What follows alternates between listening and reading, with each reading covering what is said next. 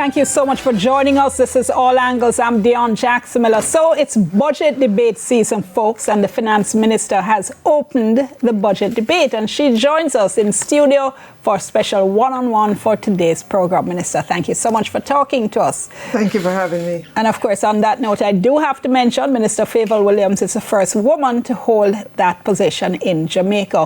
One of the big announcements coming out of her presentation, the increase in the income tax threshold. Take a look.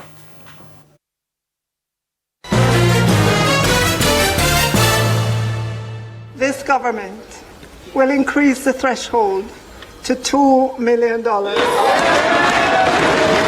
Remember, we are a responsible government, and so we'll increase the threshold in 3 tranches, to 1.8, then 1.9, then 2 million over a 3-year period, starting April 1, 2025. Now we went to the streets to get some reactions.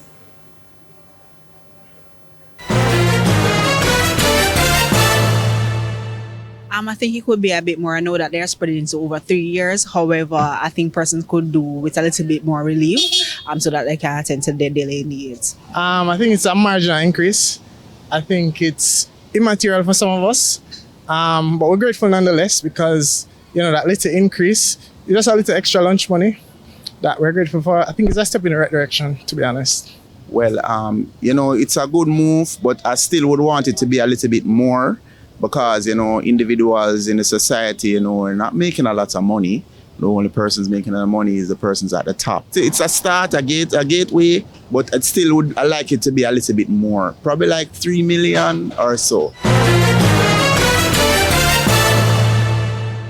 And say it's a little extra lunch money, Minister. Much ado about nothing, because the 2 million sound nice, and then you realize it's phased in over 3 years. So it's an extra $100,000 a year on the threshold. So a lot of fuss about not much. So, Dion, yes, on a monthly basis, let's call it $2,000 a month. If you faithfully put away that $2,000 because it's something that you were not getting before, at the end of 3 years, you'll have a tidy sum that you could put down on a car, like a Pro Box that you have to drive to go to work, and you don't have to stand up in the sun or think about rain to get a vehicle to drive. So yeah, $2,000 a month over 3 years, Minister. You think you can put out on a car with that? Yeah, like a Pro Box. You can get a 20-year-old Pro Box. Nice little car.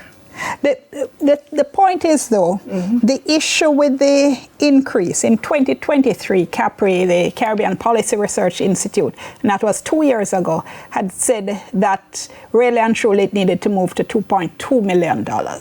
And Dr. Damian King tweeted after your presentation, who is the executive director of CAPRI, said government has announced they're increasing the threshold, the income tax threshold, by $100,000 per year over the next 3 years.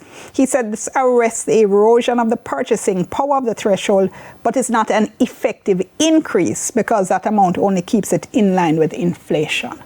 So again, which is why I go back to my question, is it a whole heap of desk banging in Parliament over not a lot? But Dion, the alternative could have been nothing. So doing this within the context, within the confines of the budget that we have, it's a good move.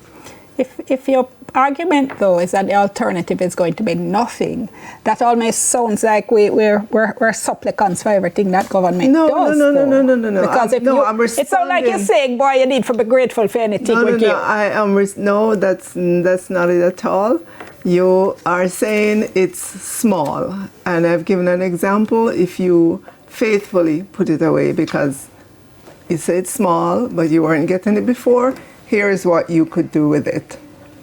And then I was responding again to your question that it's much ado about nothing. And I'm saying it's not a foregone conclusion that you could have had it. That's $72,000? Yeah. Are you still saying that's a car down payment? Yeah, on a decent like a Pro Box. I hear you. What's your philosophy, though, in relation to income tax generally? So the philosophy of the government, remember when we started, our policy is to shift away from direct taxation to indirect taxation. So instead of taking taxes out of your pay, taxes would be spread out on the things you buy. So this continues that move in that direction, very consistent with that very first threshold move that we made.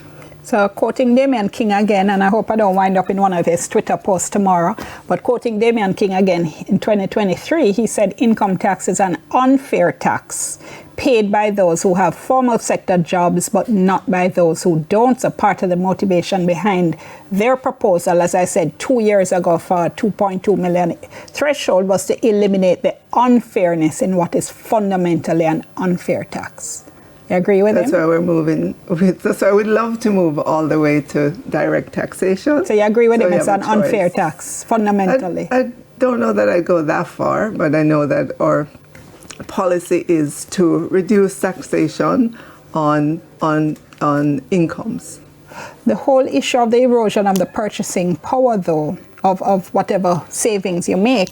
Speaking with tax expert Alison Peart after your presentation, she was asking why not peg the threshold to inflation, the threshold increase to inflation. And again, that was also a proposal that Capri had made 2 years ago.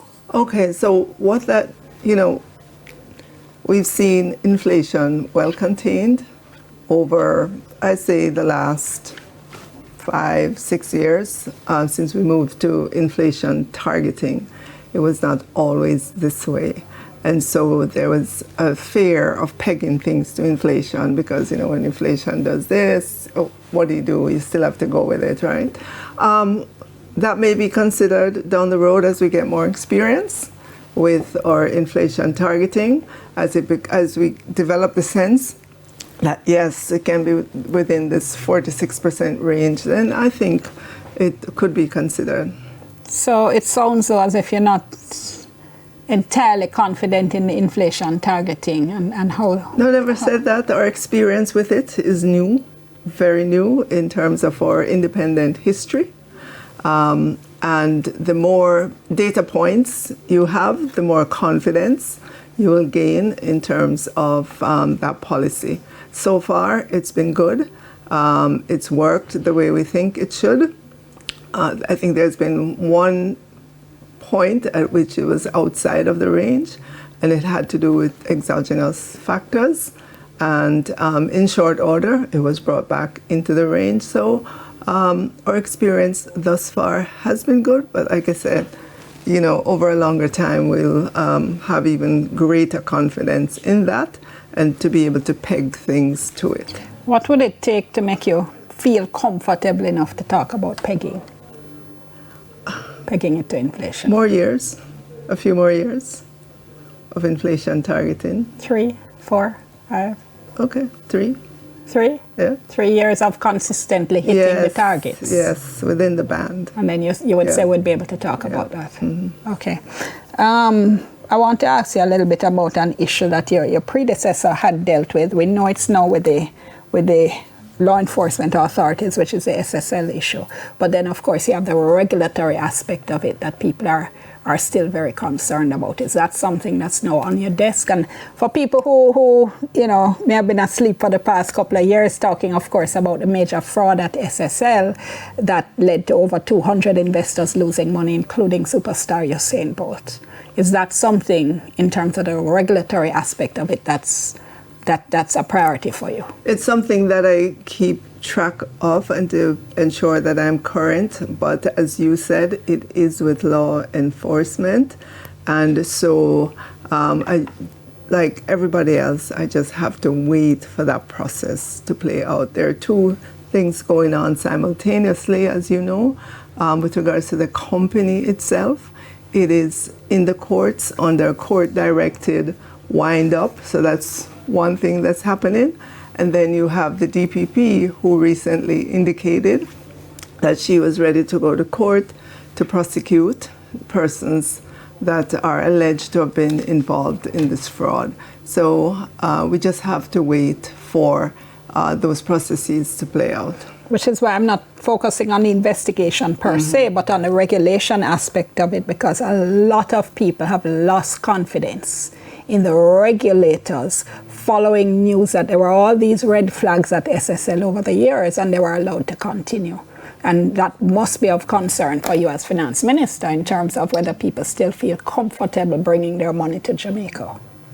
Of course, we want to have a very sound financial system.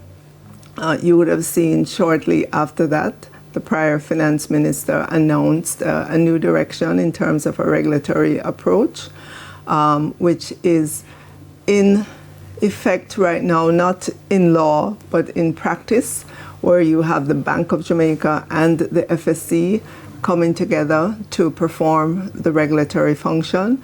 So, and also recently, laws were changed so that financial sector companies have to organize themselves a certain way so that the Bank of Jamaica and the FSC together have more visibility into the various entities that would make up the financial holding company. I just want to ask one or two more questions on that, but I'm at break, so let's go to the break. We're talking to Finance Minister Fayval Williams. We're back in a moment.